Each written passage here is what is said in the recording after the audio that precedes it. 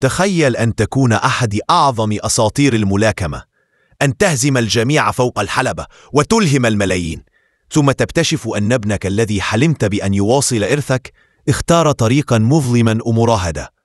إنه ليس مشهدا من فيلم، بل الواقع المرير لأسطورة الملاكمة خوليو سيزار تشافيز، حيث صدمت الأخبار العالم بتورط ابنه شافيز جونيور في قضايا بيع السلاح والمتفجرات وعلاقته بكارتيل سيالو الإجرامي. الأسوأ أن البعض يرى ترحيله إلى المكسيك ظلما بسبب فساد السلطات هناك وخوفهم على حياته. فهل نحن أمام مأساة إنسانية أم أن الجريمة لا تعرف الأعذار؟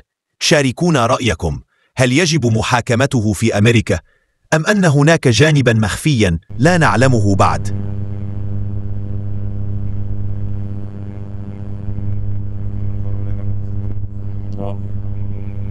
هو في الله دخل